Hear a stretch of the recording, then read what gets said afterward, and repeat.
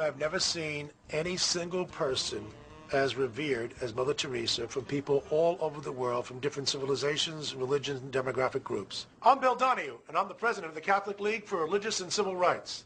Bill likes to point out Mother Teresa's message of peace and love. We should have more people like her as a role model. Unfortunately, we don't. One man's opinion. Here's another. I would describe Mother Teresa as a fraud, a fanatic, and a fundamentalist. I'm Christopher Hitchens, and I'm the author of a book called The Missionary Position, which investigates Mother Teresa. Christopher Hitchens is to the Catholic Church and Mother Teresa what Michael Moore is to a ham sandwich. Relentless, unstoppable, and without fear. We love Hitchens. Everything everybody thinks they know about her is false. Not just most of the things, all the things. It must be the most single successful emotional con job of the 20th century. She was corrupt, nasty, cynical, and cruel. Mother Teresa was known for her home for the dying in Calcutta, India. It sure ain't a hospital. There are no doctors saving lives. This is just a place for victims to suffer and die by the rules of the Catholic Church. You went to Calcutta, you had a 50% chance of running into her, maybe.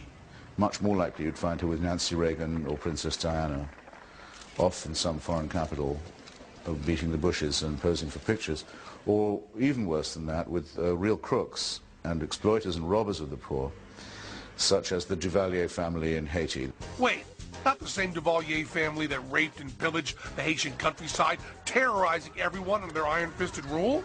Hard to believe, but old Mother Teresa in this 1991 photo op with Baby Doc's wife proclaimed that the Duvaliers loved the poor, that the poor loved them, and most outrageous of all, quote, "It was a beautiful lesson for me."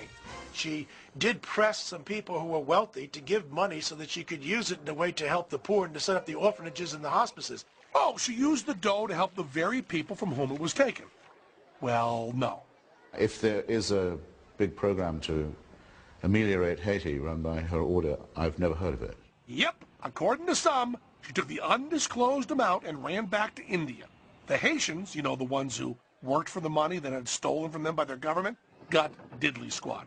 So how does the Catholic Church defend this spectacle of sleaze? As usual in bullshit, the end always justifies the means. Well, she's not endorsing them. She's simply shaking hands. I mean, quite frankly, if you're going to take money from some people to give to the poor, does it make any sense to take it from the poor? Does it make any sense to take it from the middle class? Wouldn't you take it from the rich? I find myself rather astonished. It's simply an excuse-making for theft and for deceit. It's softness on crime. Mother T also accepted over $1 million from Charles Keating, whose junk bond debacle caused more than 21,000 old folks to lose their life savings. When she got the money from Charles Keating, he hadn't been indicted about anything. He hadn't even been accused of anything. So what was she supposed to do? The money was already spent by the time that we found out that this guy was a crook. So the Vatican couldn't write a check. There's something assholey in that. No matter what the evidence, fuckers like Bill Donahue see only the good in Mother Teresa. For her work, she's won the Nobel Peace Prize. She's won 124 different international prizes. She's the most revered person amongst the people in India, with the exception of Mahatma Gandhi. You know what? Mother Teresa isn't even her real name. That's her real name. What's she hiding? She never had kids, and her name is not Teresa. So what's the deal with all the money, Agnes Gonzaga, Mother Teresa, huh? Agnes Gonja Boyagio. Yeah. On her world travel, she raised well over $50 million by some account. And yet, where did all of it go? Well, as with most bullshit, follow the money. Mother Teresa's money is mostly spent on religious activities and not on the poor. Dr. Arup Chatterjee, author of Mother Teresa, The Final Verdict.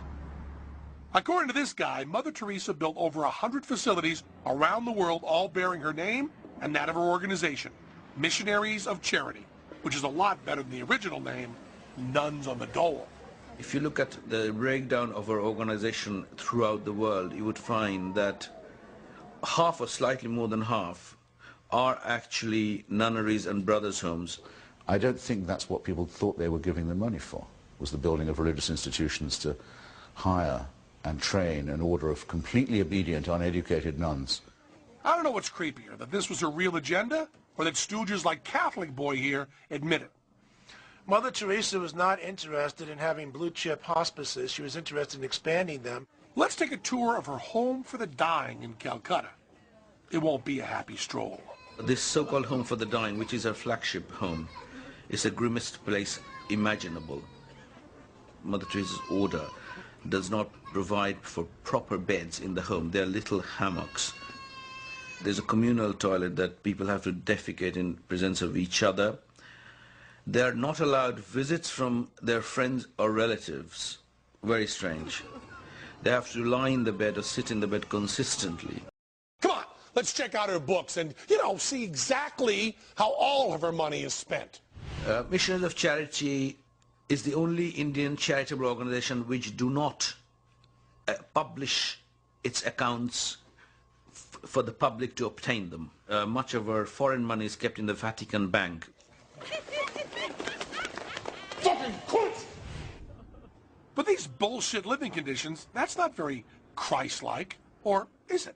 We see Christ in the broken body, and we touch him, and that touch comes from that deep faith that Christ cannot deceive. It was her obsession with suffering and her obsession that people need to suffer in order to come close to Jesus. Obsession with suffering? What we need is an insider who can verify that, like a former nun or something. I'm Kelly Dunham. I'm an ex-nun on the run and a stand-up comic, and I'm hanging out here in front of this Catholic church. Seek and ye shall find. So, like most of you, I'm sure, I used to be a nun. I'm an ex-nun. Kelly's a stand-up comic in Philadelphia, but at one time she was called Sister Mercy and worked side by side with Mother Teresa in a convent in New York. What she saw surprised her. The biggest thing that I think that Mother Teresa should maybe be held accountable for is this cult of suffering that she's created. She definitely has a kind of harsh side. At the convent, Kelly was moved by the pain and misery of the residents, but angered by how she was instructed to deal with it. She was told to be like Mother Teresa. It was required for you to kind of subvert every human emotion. If one of the goals of the Missionaries of Charity is to really love people, you've essentially cut yourself off from loving people. That was a life Kelly didn't want. So she quit the church. Could never get them lit when I was a nun either.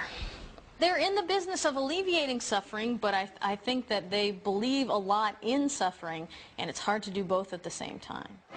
So what was it with Mother Teresa's suffering kink? Is that how she got off? Mother Teresa wanted people to live in impoverished conditions so she could identify with the poor whom she's serving. Whoa, let's play that back. Did he just say what I think he said? Oh, absolutely. Mother Teresa wanted people to live in impoverished conditions so she could identify with the poor whom she's serving. They had to suffer so Mother fucking Teresa could be enlightened?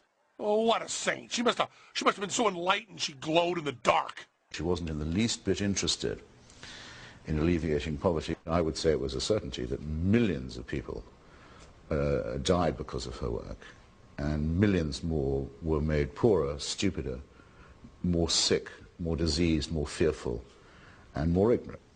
God bless you, Mother Teresa. God bless you. In spite of Mother Teresa's glowing reputation, the Catholic Church is in trouble. Priests raping boys will do that.